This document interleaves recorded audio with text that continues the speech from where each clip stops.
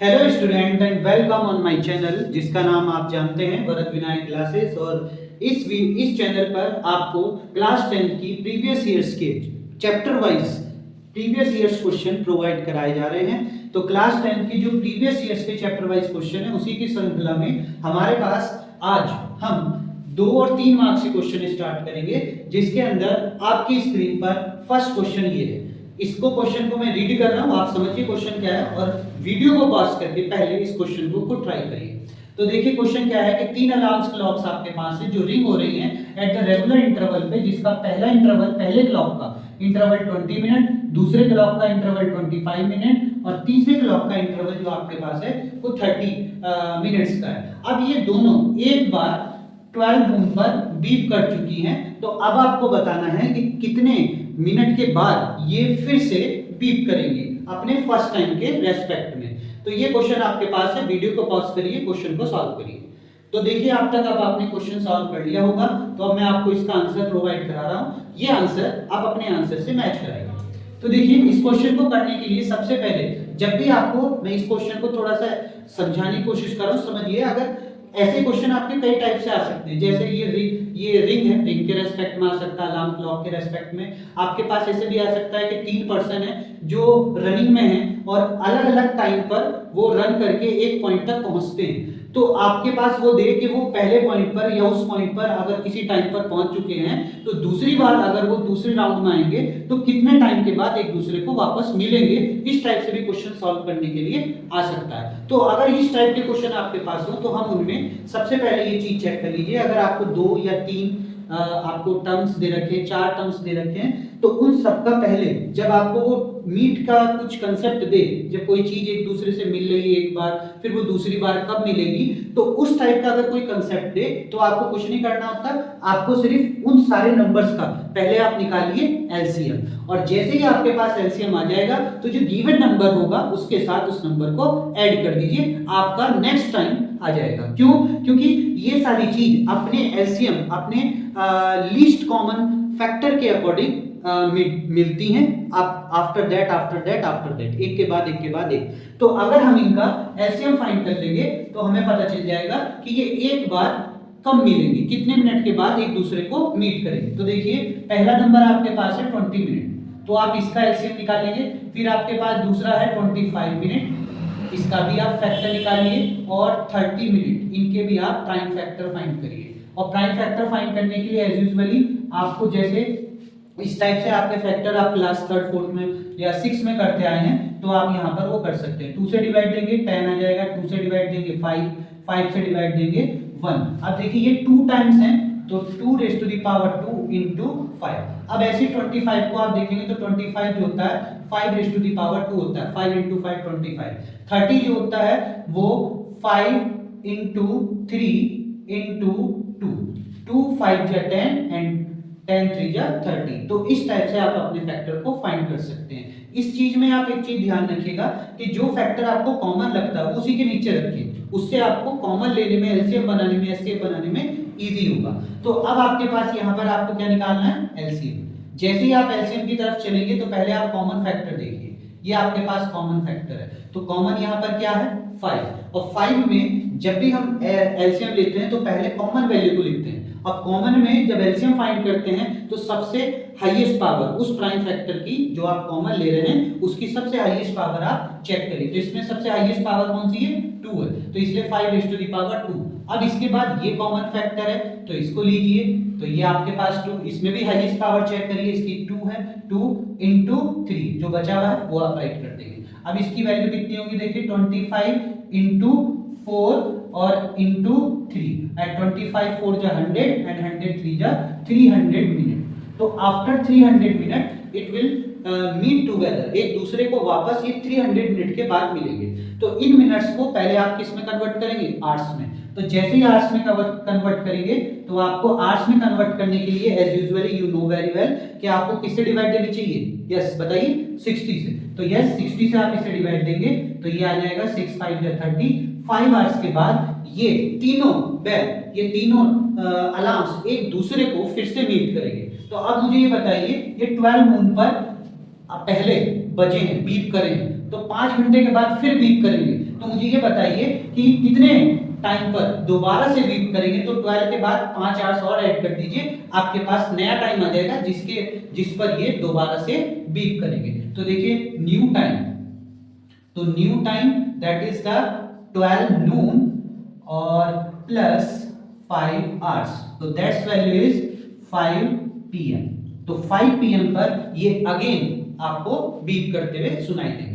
इस टाइप से आप आगे का भी टाइम अगर चाहें तो निकाल सकते हैं। आफ्टर 5 आवर्स फिर ये बीप करेंगे तो 10 हो जाएगा, फिर आफ्टर 5 आवर्स तो इस हिसाब से आप देखते चल जाएंगे कि किस टाइम पर ये बार बार बीप करते रहेंगे। तो देखिए ये क्वेश्चन आपको अगर समझ में आया है तो कमेंट करिए। अब इसके बाद मैं आपको क्वेश्चन नंबर 2 प्रोवाइड करा रहा हूं। तो क्वेश्चन नंबर 2 आपके स्क्रीन पर है ये।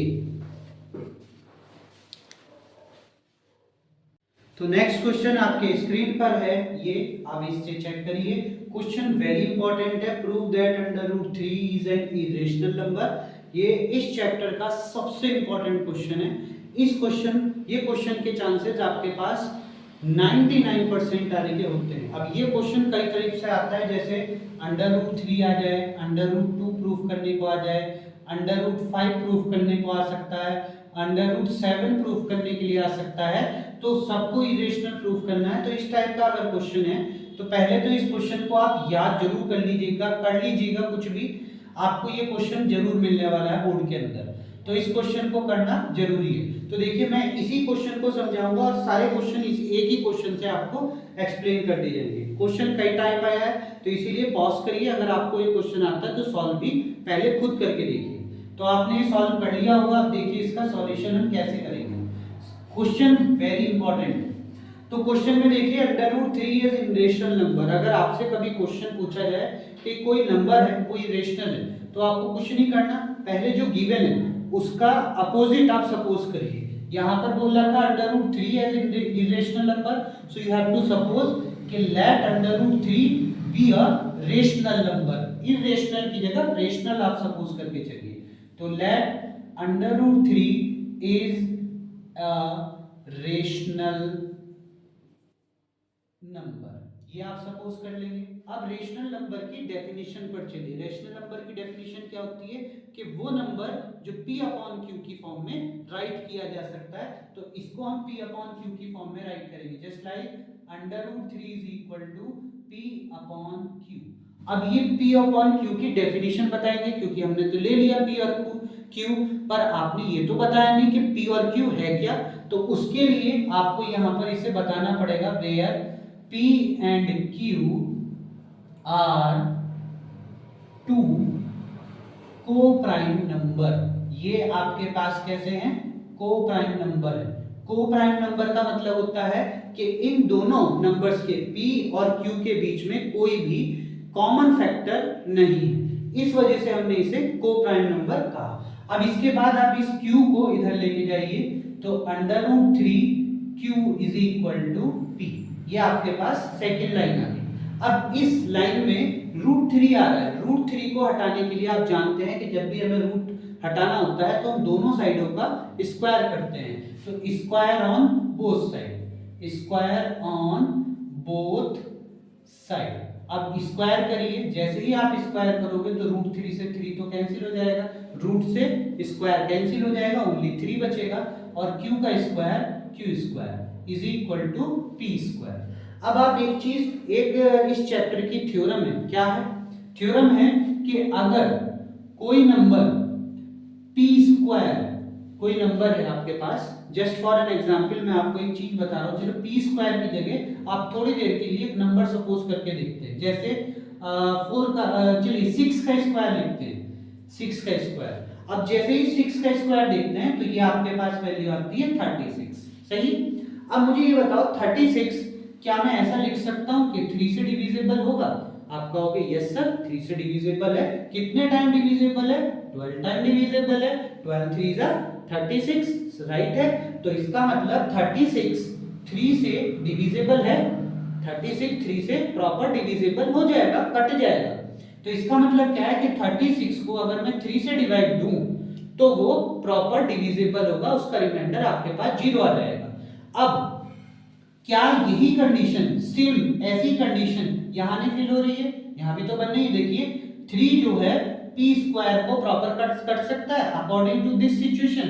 तो आप लिख सकते हैं कि P square is divisible bye, P square is divisible bye, ठीक है, डिविजिबल बाय 3। ओके, अब आपके पास पी स्क्वायर को आप कह सकते हैं कि 3 से डिविजिबल है। अब आपके पास एक थ्योरम है इसी चैप्टर की कि अगर कोई नंबर का square just like P square अगर किसी नंबर से डिविजिबल है, पी स्क्वायर अगर किसी नंबर से, नंबर हमने ए मान लिया, अगर पी स्क्वायर ए से डिविजिबल है तो इसका मतलब है कि पी को भी वो आराम से प्रॉपरली डिवाइड कर सकता है। तो अगर पी स्क्वायर ए से डिविजिबल है तो ए पी को भी डिवाइड कर सकता है। इसका मतलब by this condition we have to write कि अगर P square is divisible by 3 तो then we have to say कि P is also divisible by 3। Okay, अब इसके लिए भी मैंने आपको अभी एक पीछे एग्जांपल दिया था। क्या एग्जांपल था कि 36 किसका स्क्वायर था? 6 स्क्वायर का, जो कि 3 से डिविजिबल हो रहा था। ओके, तो क्या 6 को मैं 3 से डिवाइड नहीं कर सकता? देखो 6 भी तो 3 से डिवाइड हो जाएगा। तो ये कहना चाह रहा है कि 36 अगर 3 से डिविजिबल है, यानी कि 6 का स्क्वायर अगर 3 से डिविजिबल है तो 6 भी 3 से डिविजिबल होगा। ये कंडीशन इसके लिए यहाँ पर बोली जा रही है। ओके, तो अब इसके बाद यहाँ पर हम कह सकते हैं कि P is also divisible by 3। इसका मतलब क्या है कि 3 is the factor of P। ये आपके पास इक्वेशन नंबर 1 हमने सपोज कर ली। अब इस इक्वेशन का यूज करके हम एक और नई कंडीशन डेवलप करेंगे in the form of Q। हमने P के फॉर्म में तो अपनी कंडीशन को मान लिया है, अब हम Q के फॉर्म में भी एक कंडीशन डेवलप करेंगे with the help of this condition. वो कैसे? आपने देखा अभी कि 6 जो है वो 3 से डिविजिबल है, तो कुछ ना कुछ तो आएगा ना, कटने के बाद, डिवाइड होने के बाद 6 अगर 3 को डिवाइड देगा तो कुछ ना कुछ वैल्यू तो आएगी। तो ऐसे ही अगर P 3 को डिवाइड देगा तो मैंने सोचा कि वैल्यू जो है वो A आए। मैंने P को अगर 3 से डिवाइड दिया तो वैल्यू मैंने सपोज कर ली कि वो A है। एक कोई भी सम इंटीजर, कोई सा भी इंटीजर आपके पास यहाँ पर हो सकता है कि वो इंटीजर आपके पास हो, कोई सा भी इंटीजर, जस्ट 1 2 3 जो भी आपका मन करे वो हो सकता है। तो इस फॉर्म को हम कैसे लिख सकते हैं? अगर मैं यहाँ से देखूं तो ये है P/3 is equal to A। अब इस कंडीशन को आप उधर ले जाइए तो P इज इक्वल टू कितना हो गया? 3। तो ये कंडीशन आपके पास होगी कि P इज इक्वल टू 3 है। अब P इज इक्वल टू 3 है तो इसका भी स्क्वायर करिए, तो P is equal to 3A। अब इसका भी स्क्वायर करिए, square on both side, square on both side, ठीक है, स्क्वायर करेंगे बोथ साइड का तो ये आपके पास क्या आ जाएगा? P square is equal to 9A square. अब P स्क्वायर की value you very well know क्या थी? P square is equal to 3Q square. So you have to put here कि P square is equal to 3Q square. तो यहाँ पर put करेंगे तो क्या होगा? 3Q square is equal to 9A square. अब 3 को इसके अपॉन में लेके जाएंगे तो Q square is equal to कितना हो जाएगा? 3A square. देखिए सेम कंडीशन ही आ गई, ये और ये सिर्फ P के फॉर्म में थी, वो आपके पास Q के फॉर्म में आ गई। तो अगर इस कंडीशन में भी आप देख रहे हैं कि P स्क्वायर 3 से डिविजिबल है, तो इस कंडीशन में भी क्या हम यही कह सकते हैं कि Q स्क्वायर भी 3 से डिविजिबल होगा बाय दिस फॉर्म। तो आपके पास यहाँ पे क्या आ जाएगा? Q square is divisible by 3। तो अकॉर्डिंग टू दिस कंडीशन कि अगर P स्क्वायर 3 से डिविजिबल है तो हमारे पास थ्योरम है कि P इज आल्सो भी divisible by 3।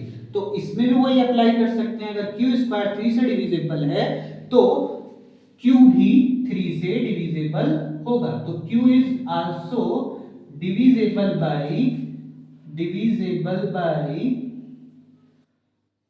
3। Okay, and by this condition we have to write कि 3 is the factor of Q। तो 3 जो है वो Q का भी फैक्टर है, ये कंडीशन हमने मान ली। 2 अब आप जरा दोनों कंडीशन को ऑब्जर्व करिए कि 3 is the factor of p, एक यहां पर भी बोल रहे हैं कि 3 is the factor of q। तो भाई अभी आपने ऊपर क्या सपोज करके चला था कि p and q are two coprime number. Coprime का मतलब था कि इनमें कोई भी चीज कॉमन नहीं है, बट आप क्या लेकर आ रहे हैं कि 3 जो है वो p का भी फैक्टर है और 3 जो है वो q का भी फैक्टर है, यानी कि 3 जो है वो कॉमन फैक्टर है। तो by the condition of, by the equation of 1 and 2 we say that क्या कि 3 is the common factor of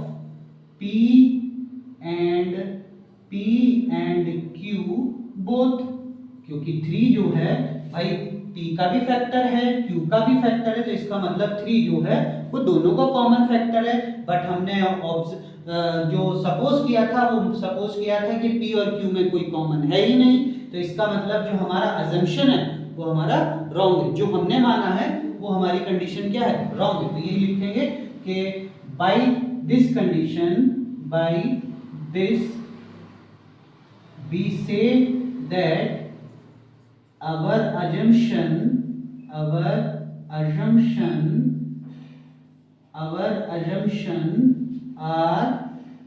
wrong, our assumption is wrong, so we say that हमारा assumption क्या था कि √3 is a रेशनल नंबर, तो हमारा assumption ये जो है ये wrong है। इसका मतलब हम कह सकते हैं कि √3 is an irrational number। बस इतना ही आपको यहाँ पर प्रूफ करना है। तो by this way you have to prove this question. ये 3 मार्क्स का आपके पास क्वेश्चन आता है, तो आप इसे इस टाइप से सॉल्व कर सकते हैं। अब इसके अंदर मैं आपको एक चीज और बता रहा हूँ। सपोज करो यहाँ पर √3 ना हो, केवल √2 हो, तो आप √2 के लिए क्या करो, केवल इसी चीज को पूरे प्रोसेस को लर्न कर लीजिए, समझ लीजिए, और इसी में आपको कुछ नहीं चेंज करना। अगर यहाँ पर √3 की जगह √2 आए तो √2 कर दो, और जहां जहां √3 है वहां पर आप √2 करते चले जाओ, बाकी इसमें कुछ नहीं करना। तो जहां जहां √3 था वहां पर सभी जगह √2 करते चले जाओ। जैसे यहाँ पर √3 है, वो 3 है तो 2 आ जाएगा, यहाँ पर 3 है तो 2 आ जाएगा, ऐसे यहाँ पर 3 है तो 2 आ जाएगा, यहाँ पर 3 है तो 2 आ जाएगा, यहाँ पर 3 है तो 2 आ जाएगा, यहाँ पर 3 है तो 2 आ जाएगा, यहाँ पर 3 है तो 2 आ जाएगा, यहाँ पर 2 का स्क्वायर आपका क्या हो जाएगा 4, और यहाँ पर आपके पास क्या आ जाएगा 2, और उधर क्या आ जाएगा 4, और इसको कट करेंगे तो यहाँ पर कितना आ जाएगा 2, फिर ऐसे यहाँ पर कितना आ जाएगा 2, ऐसे यहाँ पर कितना आ जाएगा 2, यहाँ पर कितना आ जाएगा 2, और यहाँ पर कितना आ जाएगा 2। देखिए पूरा क्वेश्चन आपका √2 के लिए भी बन गया।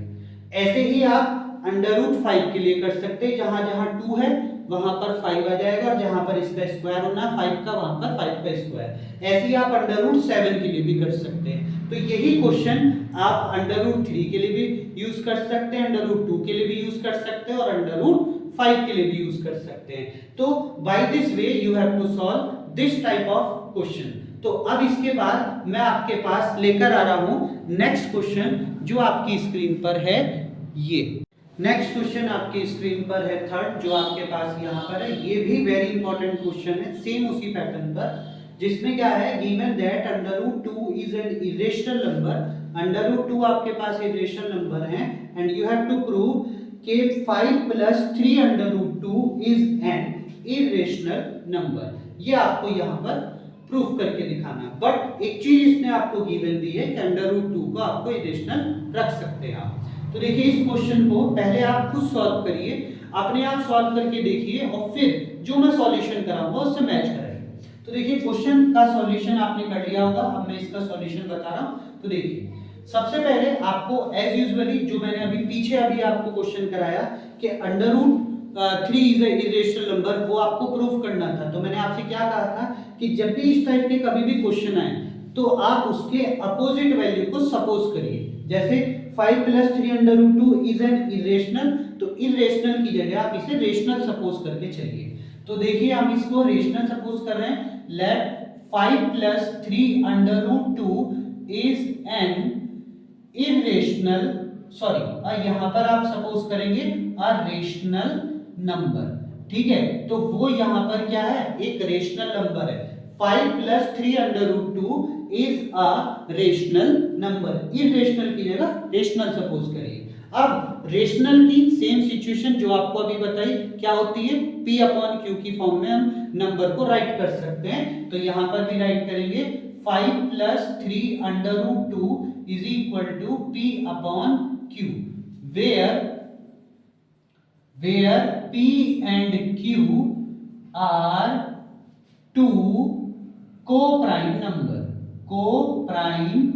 number and also ये उसके अंदर एक वर्ड और रह गया था, यहां पर ये चीज आपको लिखनी जरूरी होती है कि q is not equal to 0।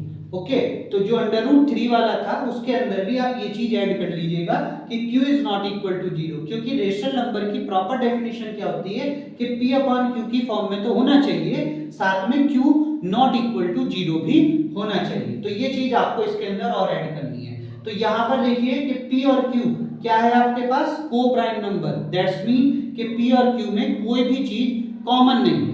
तो कॉमन नहीं है इसका मतलब हमारे पास p और q में कोई भी कॉमन फैक्टर नहीं होना चाहिए। तो अब इसकी कंडीशन के अकॉर्डिंग हम उसको चेक करते हैं कि क्या इन दोनों के बीच में कोई भी कॉमन फैक्टर है। तो वो चेक करते हैं, वो कैसे करेंगे, देखिए 5 को हम उधर लेके जाएंगे तो ये वैल्यू हो जाएगी under root 3 under root 2, 3 under root 2 is equal to p upon q minus के 5। Okay, 3 under root 2 is equal to 3 under root 2, ये 5 हम उधर लेके जाएंगे तो p अपॉन q माइनस के 5 इक्वल टू के दूसरी साइड। अब इसको हम क्या करेंगे, यहाँ पर एलसीएम ले लेंगे तो 3 under root 2 is equal to q, LCM लेंगे तो p माइनस 5q, ये आपके पास हो गया। अब इस 3 की वैल्यू को हम नीचे अपॉन में ले जाएंगे तो under root 2 is equal to p minus 5q upon 3q। तो ये हमारे पास एक कंडीशन बनी जिसके अंदर आप देख रहे हैं कि under root 2 is equal to है 5 वो p minus 5q upon 3q के इक्वल अंडर रूट 2। और आपको गिवन क्या था कि अंडर रूट 2 एक इरेशनल नंबर है, तो भाई ये तो आपके पास इरेशनल है, और यहाँ पर अगर आप सॉल्व करोगे तो क्या एक इरेशनल की फॉर्म आ सकती है, p और q में कोई सा भी नंबर आप रखेंगे तो ये इरेशनल की फॉर्म नहीं आएगी, ये एक रेशनल ही बना रहेगा, क्योंकि p अपॉन q आपका है क्या, एक रेशनल नंबर ना। तो अगर हम इसको कैलकुलेट भी करेंगे तो ये भी एक रेशनल नंबर है, ये भी एक रेशनल नंबर है। अगर रेशनल में से रेशनल को आप सब्ट्रैक्ट भी कराते हैं तो आपके पास क्या आता है, रेशनल ही आता है, इरेशनल तो हो नहीं जाएगा। तो ये एक रेशनल नंबर है, ये एक गिवन है इरेशनल नंबर, दैट्स मीन यहाँ पर ये आपके पास क्या गिवन है, under root 2 is a irrational number. और भाई इसको आप ऑब्जर्व करके जब आप फाइंड करोगे तो इसकी वैल्यू आपके पास क्या आएगी, एक रेशनल नंबर आएगी। तो क्या आप जानते हैं ना कि एक इरेशनल नंबर एक रेशनल नंबर के इक्वल आ गया, क्या ये पॉसिबल है कि एक इरेशनल नंबर एक रेशनल नंबर के इक्वल हो, नहीं। तो ये कभी भी पॉसिबल नहीं है कि एक इरेशनल नंबर एक रेशनल नंबर के इक्वल है। तो इसका मतलब क्या है कि जो हमारी कंडीशन जो हम सपोज करके चले थे कि 5 प्लस 3 अंडर रूट 2 एक रेशनल नंबर है, वो गलत है, our assumption is wrong by this condition. So we have to write here by the condition या by the equation number 1, by equation number 1 we say that our assumption are wrong. Okay, our assumption are wrong, हमारा assumption जो है वो wrong है। इसका मतलब हम कह सकते हैं कि जो हमने माना था उसका अपोजिट ही ठीक है। तो यानी कि then we have to say कि 5 plus 3 under root 2 is an irrational number. तो by this way you have to solve this question. आप इस फॉर्म से अपने इस क्वेश्चन को भी सॉल्व कर सकते हैं, ठीक है। तो ये भी आपके पास इंपॉर्टेंट क्वेश्चन है, ये 2 मार्क्स के लिए बहुत अच्छा क्वेश्चन है। कभी कभार 2 मार्क्स में अगर वो नहीं आता तो ये आ जाता है। तो इस क्वेश्चन को भी आप अपने पास से सॉल्व जरूर करिए। अब इसके बाद क्वेश्चन नंबर नेक्स्ट आपकी स्क्रीन पर है, ये नेक्स्ट क्वेश्चन आपके स्क्रीन पर ये question number 4, I read this question and you have to see and then solve it after pausing this video. तो find the greatest number of 6 digit. आपको 6 digit का ग्रेटेस्ट नंबर फाइंड करना है जो exactly divisible हो 18, 24 और 36 से। ठीक है, तो ये आपको सॉल्व करना है और ये क्वेश्चन आपके पास 2006 के अंदर आया। ओके, तो फर्स्ट ऑफ ऑल आप इसको जानते हैं कि ग्रेटेस्ट नंबर ऑफ 6 डिजिट आपके पास क्या होता है, यू वेरी वेल नो। आपने अगर वीडियो पॉज कर लिया, सॉल्यूशन कर लिया है, तो आप इस सॉल्यूशन को चेक करिए, मैच कराइए कि आपका आंसर ठीक है। तो पहले आपको पता है द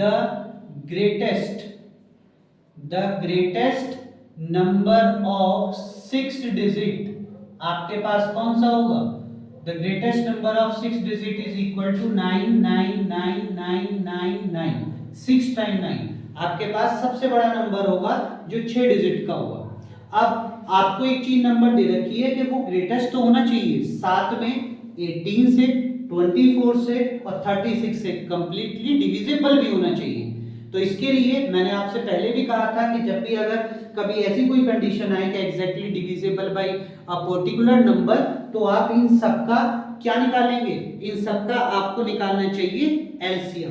तो जब भी आप इन सबका एलसीएम निकालेंगे और एलसीएम से अगर आप इसे डिवाइड देंगे तो आपके पास एक नंबर आ जाएगा जो बताएगा कि मैं इससे डिविजिबल हूं कि नहीं हूं। तो आप इसके लिए क्या निकालो? 18, 24 और 36, इन सब का क्या निकालेंगे आप? एलसीएम। क्या निकालेंगे? एलसीएम। तो निकालिए 18 का, तो 18 का तो 2 into 3 हो जाएगा, और 24 का 8 3 जा 24, तो 8 3 जा 24, तो 2 3, और 96 36 को आप क्या लिखोगे? 4 9 जा 36, तो 4 9 जा 36। Now after that you have to find the LCM. LCM में आपको कॉमन देखना होता है, तो 2 भी कॉमन है और यहाँ पर 3 भी कॉमन है। तो पहले 2 को लिखेंगे, फिर 3 को लिखेंगे। अब एलसीएम के अंदर मैं आपको अभी भी बताया हूं कि सबसे हाईएस्ट पावर देखनी चाहिए जो भी कॉमन है। तो इसमें हाईएस्ट पावर 3 है, तो 2 3, और यहाँ पर हाईएस्ट पावर 2 है, तो यहाँ पर 2 हो गई। तो दैट्स मीन 8 into 9, 8 9 जा 72। तो अब हमारे पास एलसीएम आ गया इन सारे नंबर्स का। तो 72 जो होगा वो 18 से भी डिविजिबल होगा, 24 से भी डिविजिबल होगा और 36 से भी डिविजिबल होगा। तो इसका मतलब क्या है कि अगर 72 से ये कंप्लीटली डिविजिबल हो गया तो हम पक्का कह सकते हैं कि ये नंबर इन तीनों नंबर से डिविजिबल होगा। तो करके देखते हैं। देखिए 72 से आप इसको डिवाइड कीजिए 99999 को, तो देखिए 1 टाइम चला जाएगा 72 टाइम, तो इसको सब्ट्रैक्ट कराएंगे, ये यहाँ से आपके पास 7 आ जाएगा, 2 आ जाएगा, 9 आ जाएगा।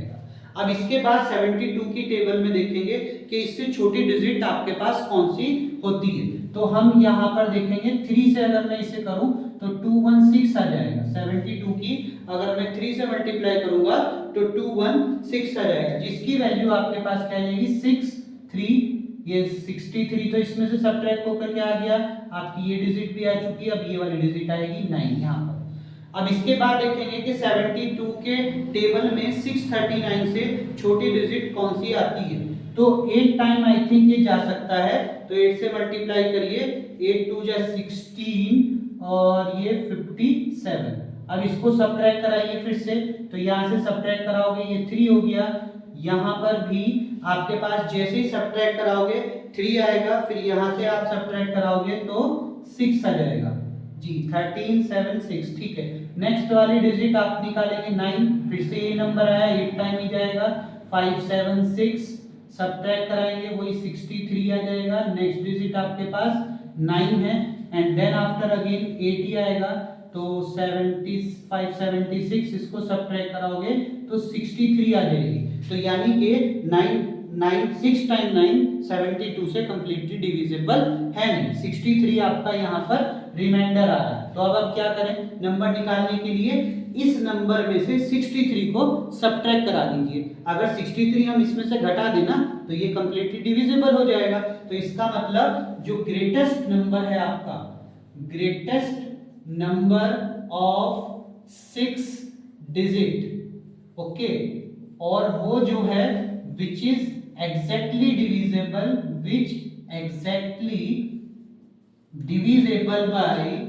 divisible by 18, 24 and 36. That's number is 99999 3 and 3, yes, minus 63. अब इसको इसमें से सब्ट्रैक्ट करा दीजिए, आपके पास आंसर आ जाएगा 999936. ये नंबर आपका एग्जैक्टली डिविजिबल होगा 18, 24 एंड 36 से. तो by this way you have to solve this type of question. और आज इस चैप्टर नंबर 1 की जो प्रीवियस ईयर्स के इंपॉर्टेंट क्वेश्चन है वो सारे आपके करा चुका हूं मैं. अब आपके पास टोटल जो वीडियो हैं इस चैप्टर की जिसके अंदर प्रीवियस ईयर्स के क्वेश्चन है, एमसीक्यू 2 मार्क्स और 3 मार्क्स के क्वेश्चन, वो आपके पास टोटल 4 वीडियो हैं जो आपकी प्लेलिस्ट में मिल जाएंगी. इसी चैनल की प्लेलिस्ट में आप जाकर के उसे चेक कर सकते हैं. आपका चैप्टर नंबर 1 जो प्रीवियस ईयर्स के इंपॉर्टेंट क्वेश्चन है वो आपके मैंने करा दिए हैं. अगर आपको अभी भी इस चैप्टर में से कोई डाउट है तो आप उसे कमेंट करके मालूम कर सकते हैं. और हमारे इस चैनल को सब्सक्राइब करिए. साथ में अगर वीडियो पसंद आई है तो लाइक भी जरूर करिए. Thank you for watching this video.